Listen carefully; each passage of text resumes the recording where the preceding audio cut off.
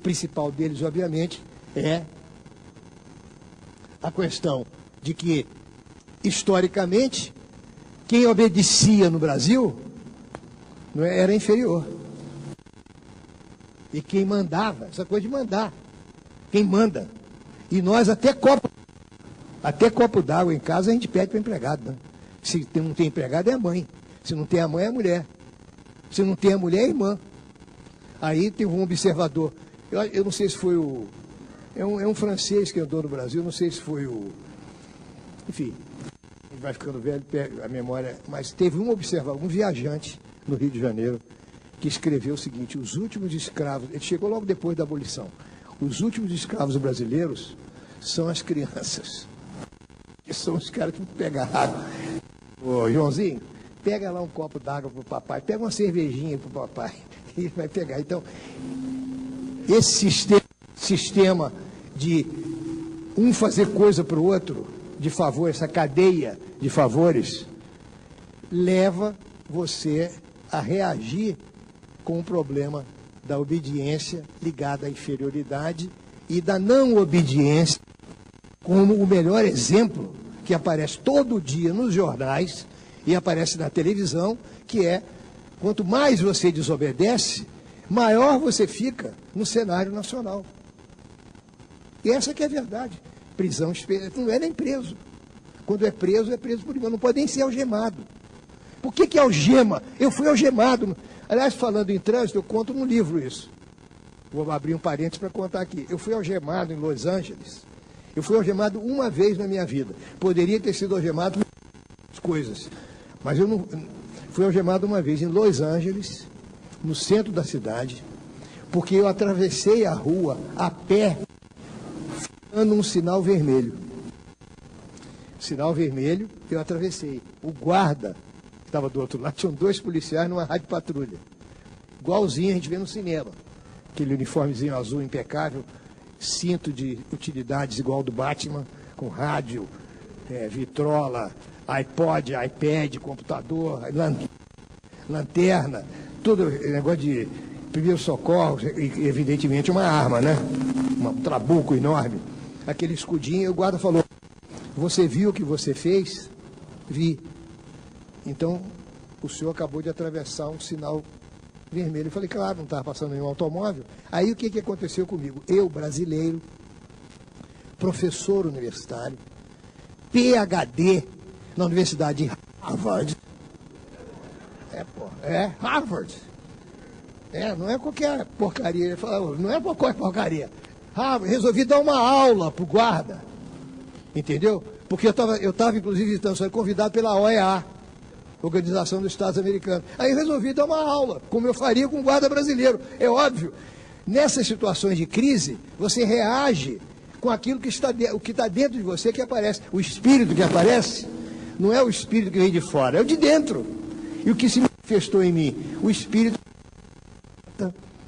não é, brasileiro, barão, marquês, que sabia. Eu dei uma aula para ele, mas o senhor não sabe que pelo direito romano existe um princípio universal do direito, que se você não conhecer a lei, você é automaticamente inocente. Sabe o que o cara respondeu para mim? Muito simples: not in Los Angeles. E you are under arrest.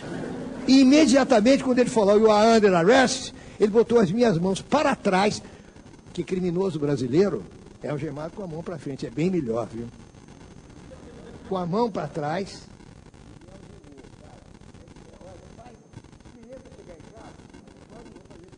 Aquelas aulas de psicologia idiota que empresário que gosta, né? Que todo mundo levanta todo mundo em pé. Agora todo mundo abana a mão.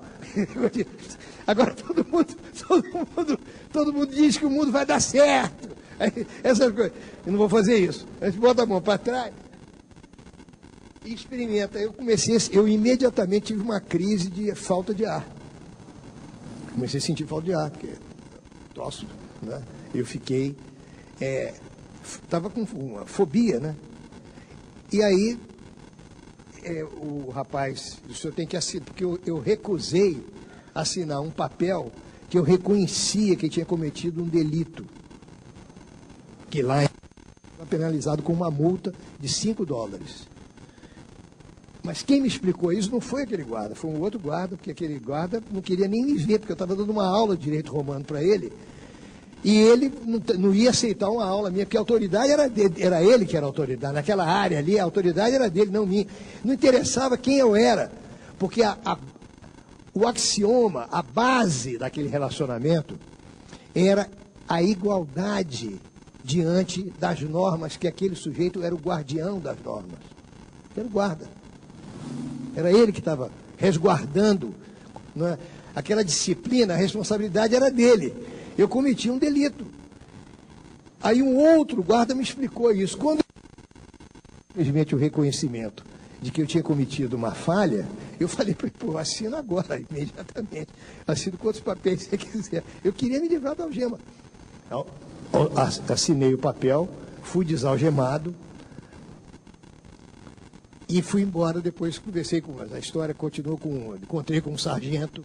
O sargento olhou, disse que o guarda era um jovem guarda, para não ficar com raiva de Los Angeles, protegeu a reputação da cidade, disse que era uma cidade muito bonita, muito boa para eu tomar um drink. We have wonderful girls here in Los Angeles. Aquelas coisas, entendeu? E eu acabei, tomei os drinks, mas não vi nenhum wonderful girl. Eu tomei um drink, me acalmei, e ele disse o seguinte, olha o que o sargento falou para mim.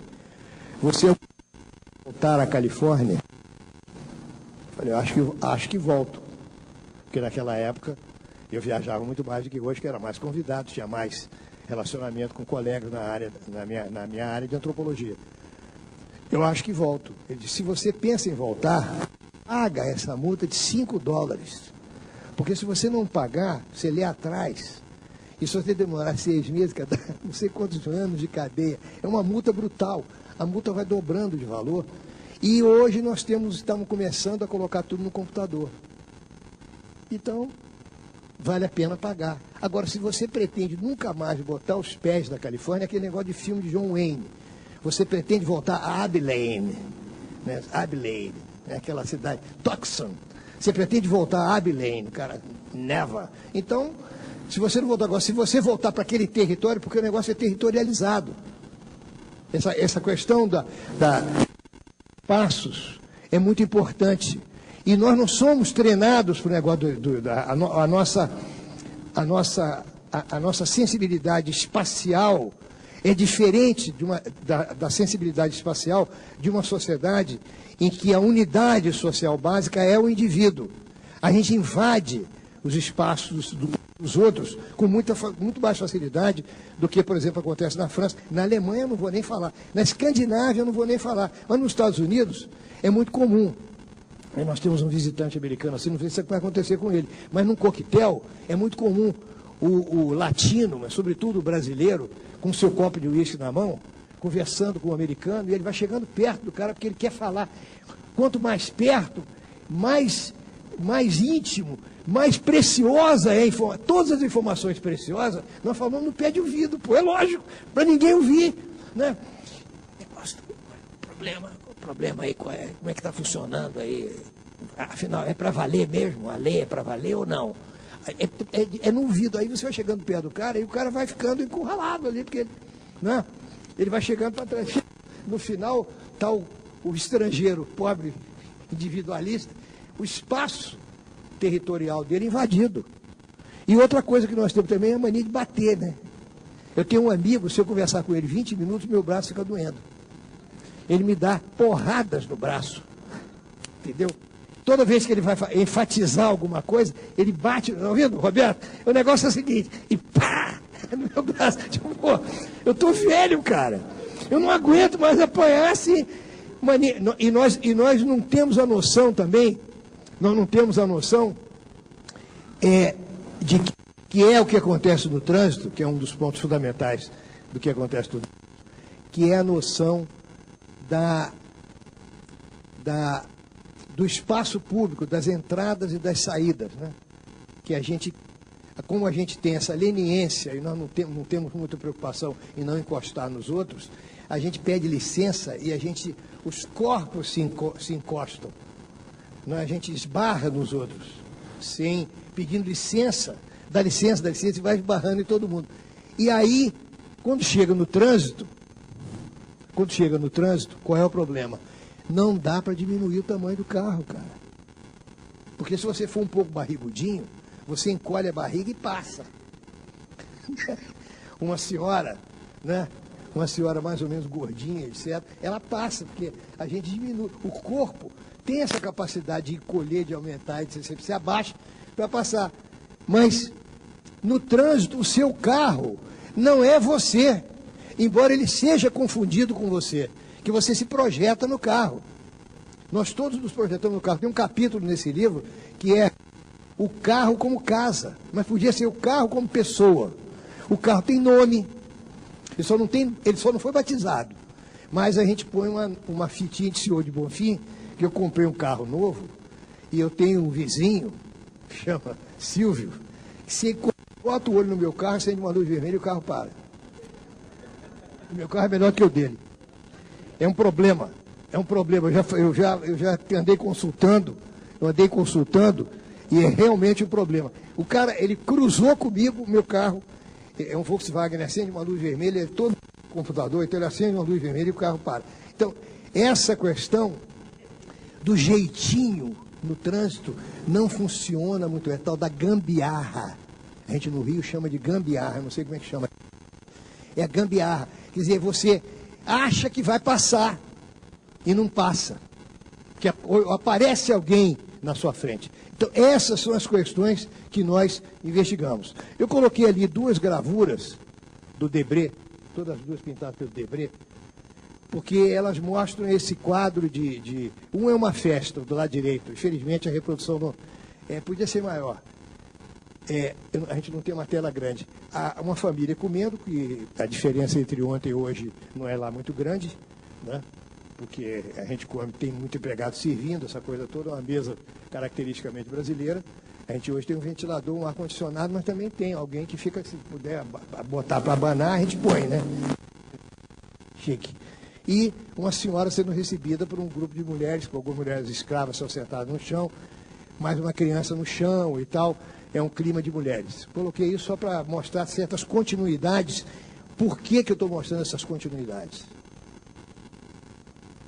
Não é para dizer que o Brasil é atrasado, não é para dizer que nós não avançamos, porque senão não estaria fazendo essa palestra na Assembleia do Ceará, se a gente não tivesse avançado.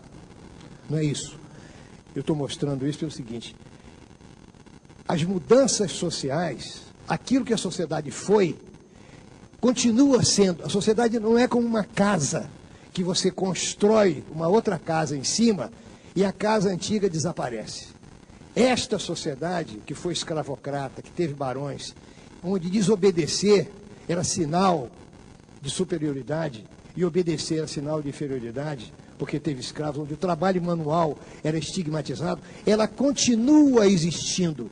Ela foi sufocada por uma outra, por outras formas e práticas sociais. Mas ela continua existindo e ela, em determinados momentos, ela aparece como aparece um vulcão ou um terremoto. Ela surge novamente. E nós estamos acostumados a ver isso hoje. E aí fica surpreso. Mas como é que pode? E as perguntas que fazem para nós, sociólogos, que falam numa linguagem que é compreensível e que estão dedicados a entender o espaço público brasileiro, como é o meu projeto agora. Estou com um aluno escrevendo uma tese sobre minha orientação, sobre uma sociologia da fila. Fiz uma sociologia do sabe o que está falando. Tentei fazer uma sociologia do trânsito. Fiz uma sociologia do futebol. Né? Um dos problemas é esse. Essas coisas retornam. Aquilo que a gente pensava que estava liquidado com a lei, volta sob uma nova forma, sob um truque. Não é, é proibido o nepotismo. Aparece uma coisa chamada nepotismo cruzado. Agora, vai explicar para um sociólogo alemão, entendeu? O que é um nepotismo cruzado?